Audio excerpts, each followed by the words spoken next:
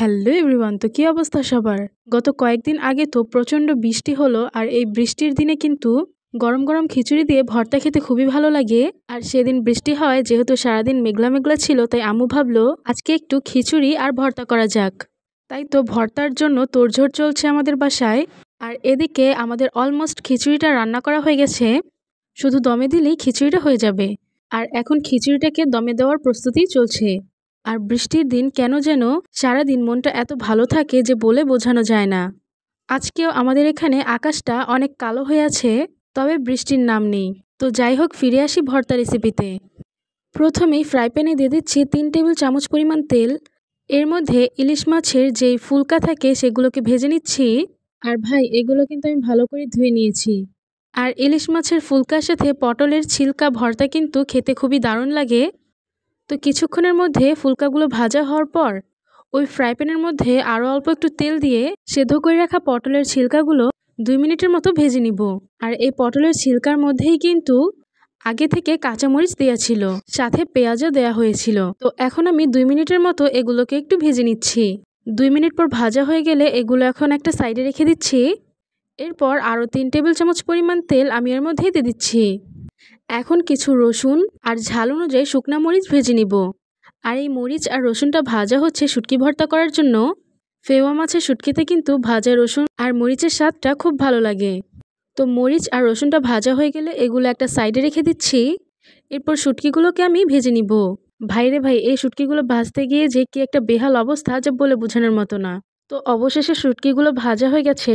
আর চিংড়ি মাছের ভর্তা করার জন্য কিন্তু আমি আগে থেকেই অনেকগুলো মাছ পেঁয়াজ দিয়ে সেদ্ধ করে নিয়েছি। আর আজকে আমার খুব ইচ্ছে করছিল পাটায় বেটে ভর্তা খাওয়ার জন্য, তাই তোড়জোড় করে পাটা নিয়ে বসেই পড়লো। তো প্রথমে যে রসুন আর মরিচটা ভেজে নিয়েছিল সেগুলোকে এখন বেটে নিচ্ছে।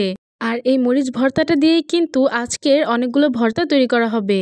মরিচগুলো বেটে নিয়ে আরও একটা ফিনিশিংভাবে বাটা দিয়ে দিচ্ছে, সেই সাথে এর মধ্যে স্বাদমতো লবণ অ্যাড করে নিচ্ছে। তো মরিচগুলো বাটা শেষ, এখন এগুলো তুলে নিবে। এরপর পটলের ছিলকা সাথে ইলিশ মাছের যে ফুলকাগুলো ভেজেছিল সেগুলো একসাথে বেটে নিবে। আর এই ভর্তাটা খেতেও কিন্তু দারুণ ভালো লাগে। যদি কখনো ট্রাই না করেন, অবশ্যই একবার ট্রাই করে দেখতে পারেন। তো এখানে আম্মু বাটাবাটি শুরু করে দিয়েছে। আর একবার বাটা দেওয়ার পর ভালো করে দেখে নিচ্ছে যে বাটা হয়েছে কি না। এরপর আরও একবার করে বাটা দিয়ে দিচ্ছে।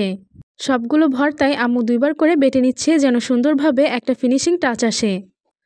তো এখানে পটলের ভর্তাটাও তৈরি করা হয়ে গেছে।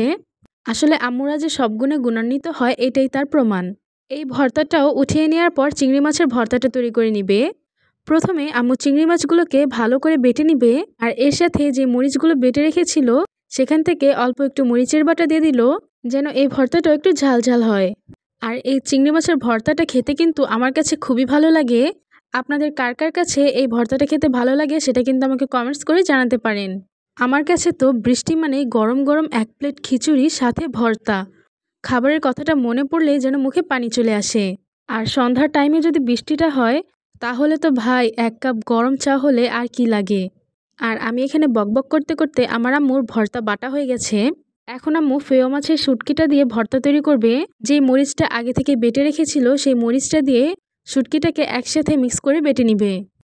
আর শুটকি ভর্তাটা তো আমার কাছে একটা ইমোশন, কেননা এই শুটকি ভর্তাটা খেতে যে কি ভালো লাগে সেটা বলে বোঝানোর মতো না।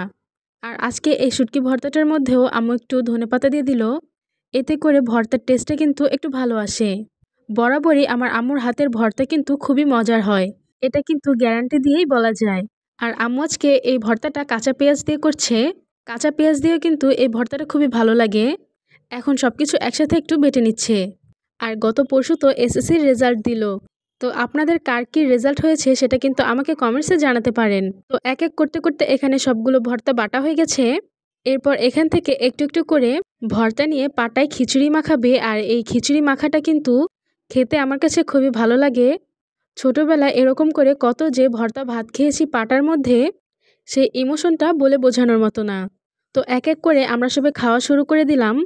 আর আমাদের কাছে তো এই ভর্তাগুলো খুবই ভালো লেগেছিল। আর হ্যাঁ, আমাদের এই খিচুড়ি ভর্তার সাথে কিন্তু ডিমের তরকারিও ছিল। আমাদের তো এই খিচুড়ি আর ভর্তা খেয়ে খুবই ভালো লেগেছে। তবে আপনাদের আমার ভিডিওটা দেখে কেমন লেগেছে সেটা কিন্তু কমেন্টস করে জানাতে পারেন। আর ভালো লেগে থাকলে ভিডিওতে একটা লাইক করে দিবেন। দেখা হবে অন্য কোনো ভিডিওতে। সে পর্যন্ত ভালো থাকেন। আল্লাহ হাফেজ।